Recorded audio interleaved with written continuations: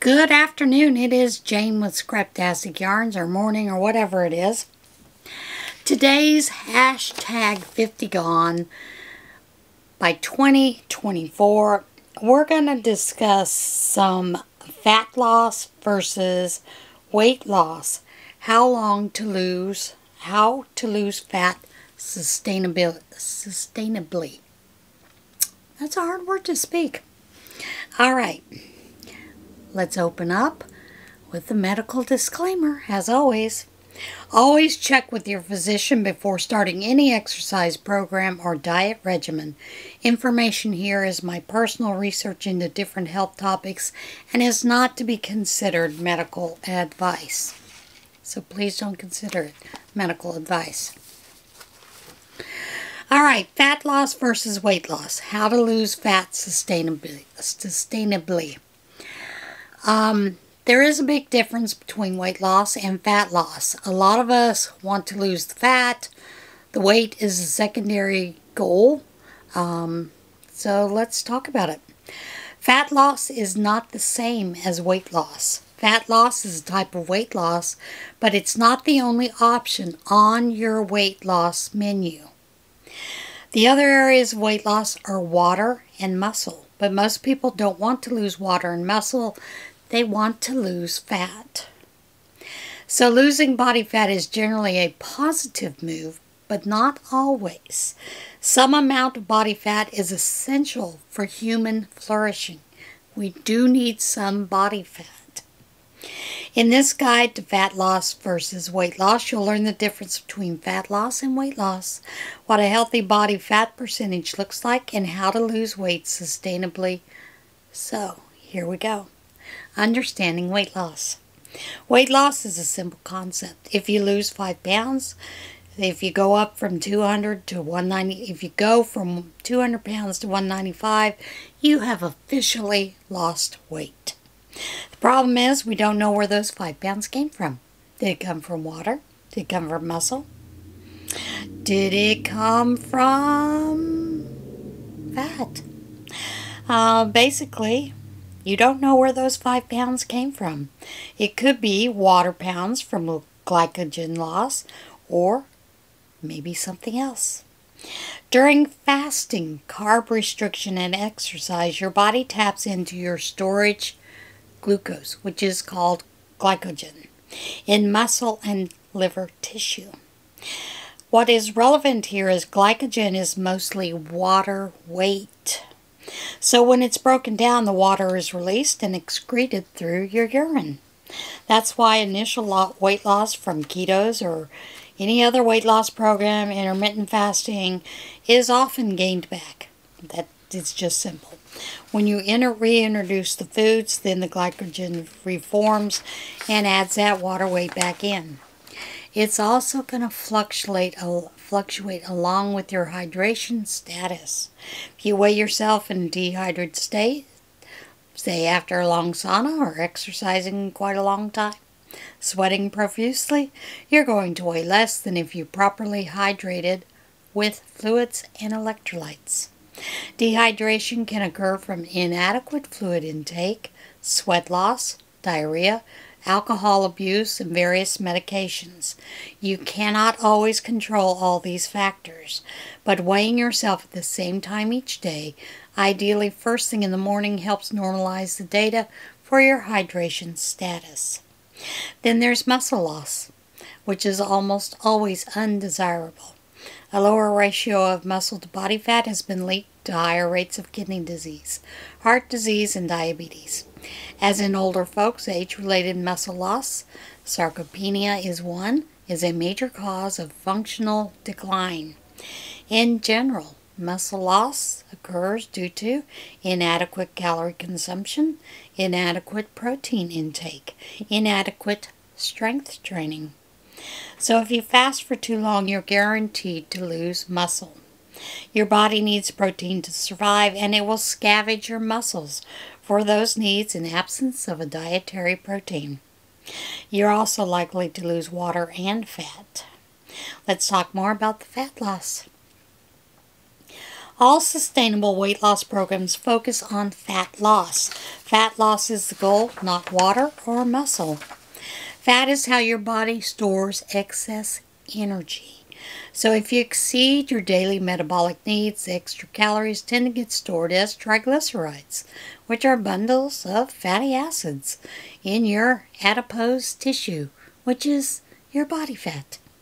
The adaptation comes in handy in the prehistoric times. Apes that stored the most fat were more likely to survive periods of deprivation. Think the hunter-gatherer method, and food was scarce. It's less handy today, isn't that so? Being obese, a condition of excess body fat, suffered by over 42% of Americans, increases one's risk for most chronic diseases. Some quick terminology. Body fat can either refer to the subcutaneous fat or visceral fat. Subcutaneous fat is the fat that is just under the skin, while visceral fat is usually fat that is found around your organs, like your liver, your pancreas, your stomach, those kind of things. Too much of either can be problematic, but visceral fat is the more insidious of the two. It is possible to have high levels of visceral fat, which correlates with various chronic diseases, and still appear skinny. Yes. So what is a healthy body fat percentage? So some amount of body fat is essential. And basically what it is body fat contains the raw materials, fatty acids, to synthesize the hormones and structure your cell membranes. It provides energy if you skip breakfast. It cushions your falls. And we sure hope we don't have many of those, don't we? And it helps you absorb fat-soluble vitamins like A, D, and K. And it can be converted to ketones to fuel your brain. Yes, ketones fuel your brains. And a whole lot more. According to most sources, a healthy body fat percentage is between 20 and 32% for women and 10 to 22% for men. These ranges, however, are based on population averages, and as always, your mileage may vary. And within those ranges, lower isn't necessarily healthier. It's also not necessarily more attractive, depending on who the observer is. With these caveats in mind, let's review how to lose excess body weight healthfully. The goal of sustainable fat loss is to lose fat while maintaining muscle. This is called improving your body composition. To improve your body composition, it is crucial to consume adequate protein. Most people should shoot for 100 grams of protein per day, and active folks will likely need more than that. It's also crucial to strength train. If you don't use your muscles, you will lose your muscles. So how do you maintain muscle? And how do you lose fat? By eating slightly less than your metabolism requires. Metabolism. That's it. If you consume slightly less energy, 5 to 10% than you expend, you'll gradually lose fat without suffering the downsides of metabolic slowdown, sluggishness, all kinds of things due to severe calorie restrictions. Now, this article suggests trying a keto diet. For starters, keto has been shown to suppress hunger hormones. Less hunger, less overeating, less weight gain. Low-carb diets like keto also keep the hormone insulin low, which in turn facilitates fat burning. There are some other ways to do it. Like I said, this one basically recommends keto just for that. Tracking your fat loss. If you want to assess your body fat percentage accurately, consider springing for a DEXA scan. And the DEXA is considered the gold standard for assessing your body composition. Many times, your doctor will automatically have you do one at one point in your life. Not always, but most do eventually. A DEXA scan will detect visceral fat and give you the percentage of body fat versus your muscle mass. And that's something that home scales you cannot get from. That doesn't mean, however, that other measures are not useful.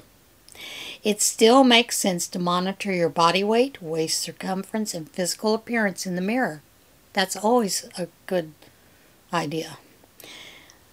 So you want to think in long terms. Sustainable fat loss isn't about shedding a quick 10 pounds.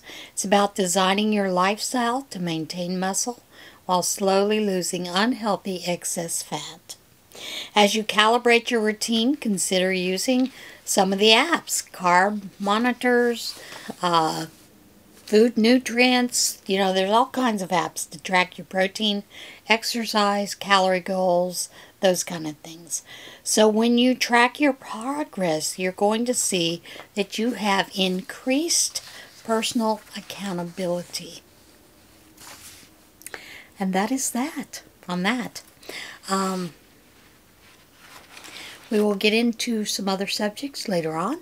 I am going to do, in a couple of weeks, one on reverse dieting. I am also going to do one on the Mediterranean diet. So I hope you'll stay tuned for those. But as always, remember, be kind to yourself, be kind to others, love yourself, love others. Get out there and see this big, beautiful world we live in. And I will see you again soon. Bye.